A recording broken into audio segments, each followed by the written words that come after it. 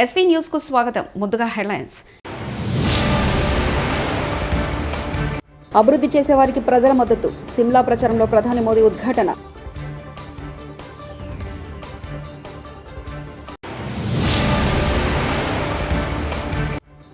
వడ్లకు bonus ఇవ్వాలి, లేకపోతే అసెంబ్లీని ముట్టడిస్తాం. హరీష్ రావు.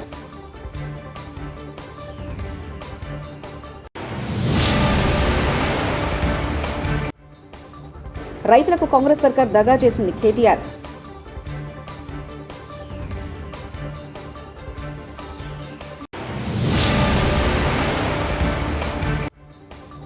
విశాఖ తుఫాను హెచ్చరికల కేంద్రం కీలక ప్రకటన. ఎండలు మండిపోతున్న వేళ విశాఖ తుఫాను హెచ్చరికల కేంద్రం చల్లటి కబురు చెప్పింది. పశ్చిమ మధ్య బంగాళాఖాతంలో ఏర్పడిన తీవ్ర అల్పపీడనం వాయుగుండంగా మారింది. ఇది క్రమంగా బలపడి తీవ్ర వాయుగుండంగా ఆ తర్వాత తుఫాన్గా మారే అవకాశాలున్నాయి. ప్రస్తుతం ఇది ఈశాన్య దిశగా పయనిస్తుందని విశాఖ తుఫాను హెచ్చరికల కేంద్రం పేర్కొంది. ఇది క్రమంగా బలపడి తుఫాన్గా ఈ నెల 26వ తేదీ రాత్రికి బర్మా సమీపంలో తీరం దాటే అవకాశం ఉందని వెల్లడించింది. దేశ అభివృద్ధికి పాటుపడే వారికే ప్రజల మద్దతు ఎప్పుడు ఉంటుందని ప్రధాని మోదీ ఉద్ఘాటించారు. లోక్సభ ఎన్నికల ప్రచారంలో ఆయన శుక్రవారం హిమాచల్ ప్రదేశ్లో పర్యటించారు. ఈ సందర్భంగా ఆయన మాట్లాడుతూ హిమాచల్లో అధికారంలో ఉన్న కాంగ్రెస్ రాష్ట్ర అభివృద్ధిని పట్టించుకోవట్లేదన్నారు. వారికి ఇప్పుడు వారసత్వ రాజకీయాలు, అవినీతి, అక్రమాలు చేయడంపైన ధ్యాస ఉందని, సిమ్లాకు రావడం నాకెప్పుడు ప్రత్యేకమే, అభివృద్ధి జరగాలనుకునే వారు తప్పకుండా బీజేపీకి మద్దతిస్తారు. లోక్సభ ఎన్నికల్లో గతంతో పోలిస్తే ఎక్కువ స్థానాల్లో బీజేపీ గెలుపొందుతుంది. ప్రతిపక్ష ఇండియా కూటమి ఎన్ని కుట్రలు చేసినా వారు అధికారంలోకి రావడం కల కూటమి అధికారంలోకి వస్తే ఏడాదికి ప్రధాని మారతారు. 10 साल का ट्रैक रिकॉर्ड है, भ्रष्टाचार पर कड़ा प्रहार है और दूसरी ओर इंडी गठबंधन है. गौर सांप्रदायिक, गौर जातिवादी, गौर परिवारवादी, ये कांग्रेस झाड़ू वाले, ये इंडी गठबंधन के लोग, ये देश की जनता को पता नहीं क्या समझते हैं. क्या देश की जनता समझदार है ऐसा उनको लगता नहीं है क्या? आए दिन जनता को मूर्ख बनाने के लिए भांति भांति के खेल खेल रहे हैं. अब आप देखिए, ये लोग दिल्ली में दोस्त होने का दिखावा करते हैं, भ्रष्टाचारियों को बचा रहे हैं और यहां पंजाब में एक दूसरे को गाली दे रहे हैं. जनता भी जान गई है इन दोनों दुकानों का शटर एक ही है.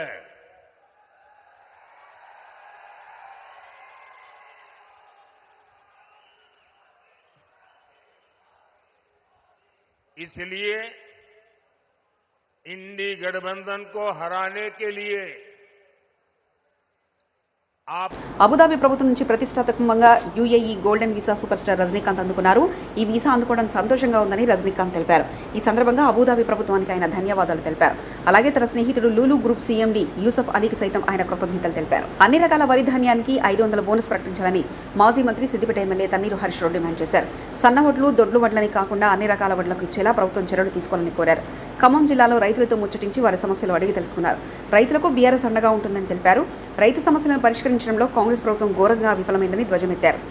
కాళ్ళల్లో పట్టిండ్రు, చేతులల్లో పట్టిండ్రు, 100 రోజుల్లో ఇచ్చేది ఖాయమన్నారు, నమ్మిచ్చి మోసం చేసిండ్రు. నిజంగా అమలైనయా? 6 గ్యారెంటీలు అమలైనయా? 100 రోజులు పోయి 180 రోజులకు వచ్చింది. ఏమైనా ఆయన 100 రోజులు దాటినాయంటే మొన్ననే వచ్చినాం కదనే అని సన్నాయి నొక్కులు నొక్కుతురు. మరి ఆ రోజు హామీ ఇచ్చినప్పుడు తెలియదా? 100 రోజుల్లో 6 చేస్తాం అనలేదా? అయినే 6 అయినాయే. మొదటిది మహిళలకు 2500 రూపాయలు మహాలక్ష్మి వచ్చిందా? రెండవది రైతులకు 2 లక్షల రుణమాఫీ అయిందా? రైతులకు 7500 రూపాయల రైతు భరోసా వచ్చిందా? మూడవది 500 వడ్లకు బోనస్ వచ్చిందా? నాలుగవది నిరుద్యోగ భృతి 4000 అందిందా? ముసలోళ్ళకు అవ్వ తాతలకు 4000 పెన్షన్ వచ్చిందా? పిల్లలకు ఆడపిల్లలకు స్కూటీలు వచ్చినాయా? విద్యార్థులకు 5 లక్షల భరోసా కార్డు అందిందా? నిరుద్యోగులకు 2 లక్షల ఉద్యోగాల జాబ్ క్యాలెండర్ వచ్చిందా? అన్ని అబద్ధాలు. వెనుకటి కట్టేదో నమ్మి నాన్న వస్తే మొత్తం పుచ్చులైందట. ఇలా కాంగ్రెస్ కు నమ్మి ఓట్లేస్తే అంతా మోసమే. ఏమంటున్నారు ప్రజలు? వద్దురో నాయన ఈ కాంగ్రెస్ పాలన అంటున్నారు. కొత్త గవర్నమెంట్ వస్తే పాతోళ్ళ కంటే మంచిగా చేస్తారు అనుకుంటాం. ఏమన్నా 2 పనులు మంచిగా అయితే అనుకుంటాం. ఎన్నికల్లో ఇచ్చిన హామీలు అమలైతే అని ఆశపడతాం. అది ఏందో ఏమో ఈ కాంగ్రెస్ ముంగడి పోతున్నది బండి అంతా రివర్స్ గేరే వెనకకే పోతున్నది. కాంగ్రెస్ వచ్చింది. ఇవాళ బోనకల్లా రోజు నల్ల నీళ్ళు వస్తున్నాయి. దినం తప్పించి దినమైంది. మదిరకు పోతే 2 రోజులకోసారి అయింది. ఖమ్మం పోతే 2 రోజులకోసారి వస్తుంది. గ్రామాల్లో వారం రోజులకు ఒకసారి నల్లా వస్తున్నది. కేసీఆర్ ఉండగా 5 ఏళ్లు రోజు నీళ్ళు వస్తాయి ఎట్లా? ఈ కాంగ్రెస్ వల్ల 5 నెలలనే మంచినీళ్లు మాయమైతే ఎట్లా అని నేను అడుగుతా ఉన్నా. కరెంటు కేసీఆర్ ఉండగా బాయికాడ 24 గంటలు వచ్చింది. ఇలా 14-15 గంటలు కూడా వస్తలేదు. రైతులను కాంగ్రెస్ ప్రభుత్వం మోసం చేసిందని బీఆర్ఎస్ వర్కింగ్ ప్రెసిడెంట్ కేటీఆర్ తీవ్ర విమర్శలు చేశారు. శుక్రవారం నకరికల్లో నిర్వహించిన ఎమ్మెల్సీ ఎన్నికల సమావేశంలో ఆయన పాల్గొన్నారు.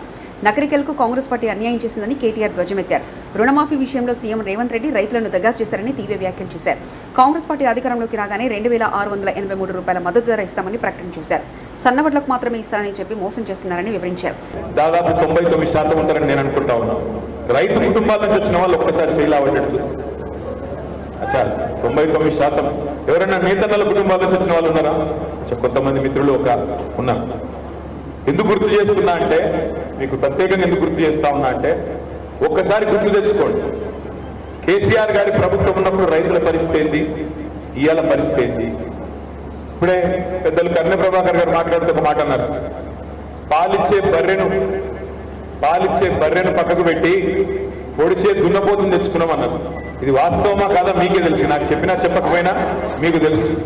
ఎందుకంటే గుర్తు తెచ్చుకోండి, రేవంత్ రెడ్డి సరిగ్గా నవంబర్, అక్టోబర్లో ఏమేం మాటలు చెప్పిండు రైతులకు. మీరందరూ కూడా కేసీఆర్ గారు ఇచ్చిన ₹1,00,000 రుణమాఫీ జరిగి దానివల్ల మీకు లాభం జరిగినా లేదా జరగకపోయినా కూడా మీరందరూ వెంటనే పొండి బ్యాంకుకు ఎంబడనే పొండి 2 లక్షల లోన్ తెచ్చుకోండి. నేను వస్తున్నా డిసెంబర్ 9 నాడు లోన్ మాఫీ చేస్తా. మొదటి సంతకం 2 లక్షల రుణమాఫీ మీద చేస్తా అన్నాడు. మరి అప్పటిదాకా లోన్ తీసుకోని వాళ్ళు కూడా అయ్యో నిజమేనేమో, ఇస్తాడేమో, చేస్తాడేమో అని చెప్పి పాపం కొత్తగా లోన్ తెచ్చుకున్న వాళ్ళు కూడా ఉన్నారు. 2 లక్షల లోన్ తెచ్చుకున్నారు. మరి నేను అడుగుతా ఉన్నా, డిసెంబర్ 9 రుణమాఫీ అన్నారు. ఇవాళ మే 24, డిసెంబర్ 9, జనవరి 9, ఫిబ్రవరి 9, మార్చి 9, ఏప్రిల్ 9, మే 9 నిండిపోయింది. 6వ నెలలో ఉన్నాం. జరిగిందా రుణమాఫీ? పెట్టిండా మొదటి సంతకం? ఇంకేం చెప్పిండు? కేసీఆర్ 10,000 ఇస్తున్నాడు రైతు బంధు. మా ప్రభుత్వం వస్తే, కాంగ్రెస్ వస్తే మేము ఇదివరకు 70 ఏళ్ళ ఇయలే కానీ ఇప్పుడు బుద్ధి వచ్చింది. కేసీఆర్ 10,000 ఇచ్చిండు, నేను 15,000 ఇస్తా అన్నాడు. తెలంగాణలో కాంగ్రెస్ ప్రభుత్వం ఏర్పడిన తర్వాత తొలిసారిగా నిర్వహించే రాష్ట్ర ఆవిర్భావ దినోత్సవ వేడుకల నిర్వహణకు గ్రీన్ సిగ్నల్ వచ్చేసింది. జూన్ 2న జరిపే రాష్ట్ర ఆవిర్భావ దినోత్సవ వేడుకల నిర్వహణకు ఎన్నికల సంఘం అనుమతిచ్చింది. ఈ క్రమంలో ఈసీ అనుమతితో సీఎస్ శాంతకుమారి ఏర్పాట్లపై సమీక్షా సమావేశం నిర్వహించారు. బారాసా కార్యకర్త శ్రీధర్ రెడ్డి హత్యాంశంపై ఆ పార్టీ తనపై నిరాధార ఆరోపణలు చేస్తుందని మంత్రి జూపల్లి కృష్ణారావు అన్నారు. మృతుడికి అనేక వివాదాల్లో ప్రమేయం ఉందని తెలిపారు. కేటీఆర్, ఆర్ఎస్ ప్రవీణ్ కుమార్ తనపై అర్థం పర్థం లేని ఆరోపణలు చేస్తున్నారన్నారు.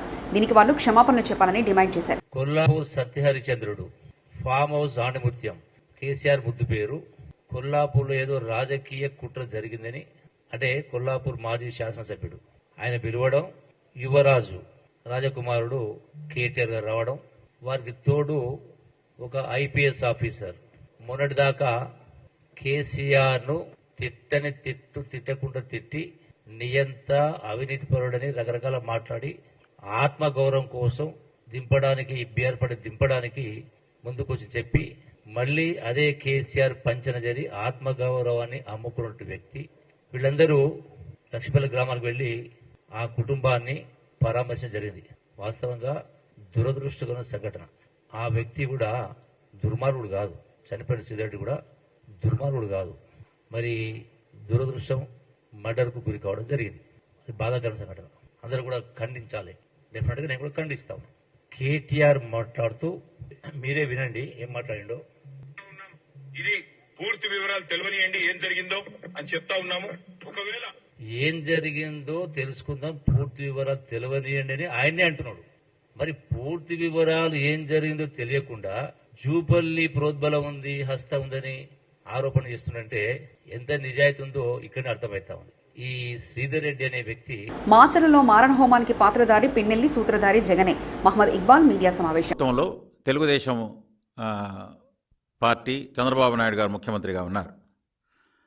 అప్పుడు ఏ విధంగా ప్రశాంత వాతావరణంలో ఎన్నికలు జరిగాయి, ఏ విధంగా జగన్మోహన్ రెడ్డి గారి పాదయాత్ర ప్రశాంతంగా చేయగలిగాడు, ఎక్కడ కూడా ఒక చిన్న గులకరాయి కానీ లేదా రాళ్లదాడి కానీ, చిన్న గులకరాయి కూడా మనం చూసిన సందర్భం లేదు.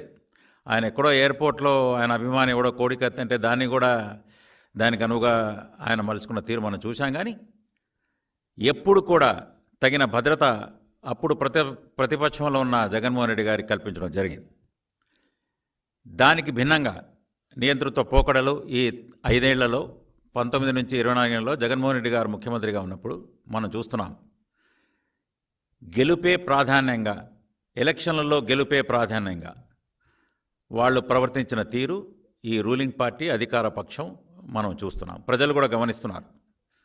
ప్రతిపక్ష నాయకుల మీద వాళ్ళు వేధిస్తున్న తీరు, దాడులు, కేసులు, అక్రమ కేసులు, నిర్బంధాలు, ఏ విధంగా ప్రతిపక్షం అనేదే లేకుండా చేయాలి అనే ఒక వింత పోకడ ఈ ప్రభుత్వం, జగన్మోహన్ రెడ్డి గారి ప్రభుత్వంలో మనం చూసాం. ఇది గురజాల తర్వాత ఈ పల్నాడు ఏరియా ఎలక్షన్ల గురించి మనం చూస్తున్నాం. ఈ మధ్యకాలంలో పిన్నెల్లి రామకృష్ణారెడ్డి గారు అందరూ చూశారు. ఆయన ఏ విధంగా ఆ పోలింగ్ స్టేషన్లకు వెళ్ళడం, దౌర్జన్యంగా ప్రవర్తించడం, బాక్సును పగలగొట్టడం, తర్వాత నంబూరి శేషగిరిరావు మీద తర్వాత గొడ్డలి దాడి, చాలా విచిత్రంగా గుర్తు తెలియని వ్యక్తులు అని చెప్పడం. అంటే వ్యవస్థ ఎంత నిర్వీర్యమైంది, ఏ విధంగా వ్యవస్థలను వాళ్ళు అప్రజాస్వామికంగా నియంత్రించారు అనేది మనకు తెలుస్తూ ఉంది. 324 ఏదో గుర్తు తెలియని వ్యక్తులను పెట్టడం, అప్పుడే 307 పెట్టి ఉంటే, నిన్న 307 సెక్షన్ ఉంటే ఆయన నిన్న కేసులో బెయిల్ కూడా వచ్చేది కాదు. నంబూరి శేషగిరిరావు గారు చెప్తున్నారు, సరే చంద్రబాబు నాయుడు గారు ఆయనకు ఫోన్లో కూడా వచ్చే ధైర్యం చెప్పారు, మేమందరూ వాళ్ళు బయట బతుకుతున్నారు, మేము బయట ఊళ్ళో వదిలి మేము పొలాల్లో దాక్కుంటున్నామండి అని ఇప్పటికీ చెప్తున్నారు వాళ్ళు. అంటే ఎంత అసలు భయకంపితులై ఉన్నారు ఆ ప్రాంతం వాళ్ళు అనేది మనం చూస్తున్నాం. మన పిన్నెల్లి రామకృష్ణారెడ్డి గారి తీరు, ఆయన స్థానిక సంస్థల్లో 77 స్థానిక సంస్థలు పంచాయతీలు జరిగితే 74 ఏకగ్రీవం అందరినీ బెదిరించి, ఇక మరీ ధైర్యం కూడగట్టుకుని ఎవరో 2-3 వచ్చినట్టున్నారు. 74 ఏకగ్రీవం అయ్యాయి. తర్వాత 51 కేసులు అయ్యాయి. ఎస్సీ బీసీ మైనారిటీ కుటుంబాల. ఎన్నికల కూడా అమల్లో ఉండగా కాణిపాక దేవస్థానంలో బదిలీ చేయడం వివాదానికి దారితీసింది. 2 రోజుల క్రితం దాదాపు 40 మంది దేవస్థాన ఉద్యోగులను కార్యనిర్వహణాధికారి బదిలీలు చేశారు. ఇప్పటికే పలుమార్లు నియమావళి దేవస్థాన అధికారులు ఉల్లంఘించారు. దీనిపై కలెక్టర్ ఆదేశాల మేరకు గతంలో ఆర్ఓ విచారణ చేపట్టారు. విద్యా దీవెన కింద తల్లుల ఖాతాలో జమ చేసిన ఫీజు రీయింబర్స్మెంట్స్ నగదును చాలా మంది కాలేజీలకు చెల్లించడం లేదు. దీంతో తల్లులకు నోటీసు ఇవ్వాలని ప్రభుత్వం నిర్ణయించింది. ఈ మేరకు గ్రామ వార్డు సచివాలయాలకు ఆదేశాలు జారీ చేసింది. నగదు జమ అయిన 7 రోజుల్లోపు చెల్లించిన వారికి తదుపరి విడత మొత్తం కళాశాలకే జమ చేస్తామంది. ఫీజు కట్టకపోయినా కట్టినట్లు తప్పుడు సమాచారం ఇస్తే చర్యలు తీసుకుంటామంది. తిరుపతి జిల్లా చంద్రగిరి నియోజకవర్గంలో కేసుల టెన్షన్ కొనసాగుతుంది. పులివర్తి నాని దాడి కేసులో సంబంధం లేని అమాయకులను అరెస్ట్ చేస్తున్నారని టీడీపీ, వైసీపీ వర్గాలు ఆరోపిస్తున్నాయి. వైసీపీ ప్రోద్బలంతోనే తమపై కేసులు పెట్టారని, తమ వర్గీయులను కాపాడుకోవడానికి చివరెడ్డి ప్రయత్నిస్తున్నారంటూ టీడీపీ నేతలు ఆరోపించారు. అమ్మ ఆదర్శ పాఠశాలను తనిఖీ చేసిన ఎమ్మెల్యే సుదర్శన్ రెడ్డి నిజామాబాద్ జిల్లా రెంజల్ ప్రభుత్వ ఉన్నత పాఠశాలలో మౌలిక వసతులను పర్యవేక్షించారు. ఎమ్మెల్యే సుదర్శన్ రెడ్డి ఈ సందర్భంగా మాజీ మంత్రి మాట్లాడుతూ రాష్ట్ర ప్రభుత్వం ప్రతిష్టాత్మకంగా తీసుకున్న అమ్మ ఆదర్శ పాఠశాలను పరిశీలించిన ఎమ్మెల్యే ఉపాధ్యాయులను సమస్యలు అడిగి తెలుసుకున్నారు. అదనపు గదుల నిర్మాణం కొరకు నిధులు మంజూరు చేస్తానని ఆయన అన్నారు.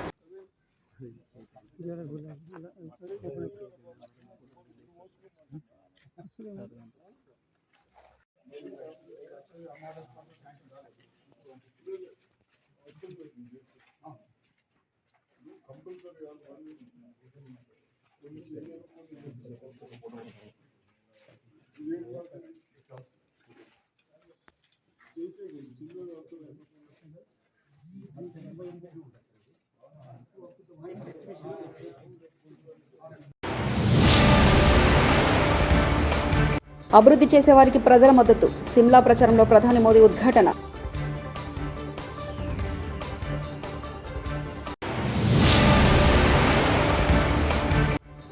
వడ్లకు బోనస్ ఇవ్వాలి, లేకపోతే అసెంబ్లీని ముట్టడిస్తాం. హరీష్ రావు.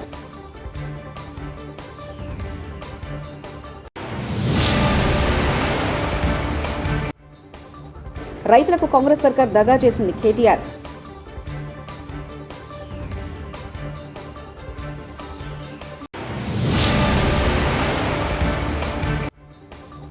విశాఖ తుఫాను హెచ్చరికల కేంద్రం కీలక ప్రకటన. ఇవి బులెటిన్ విశేషాలు. చూస్తూనే ఉండండి ఎస్వీ న్యూస్.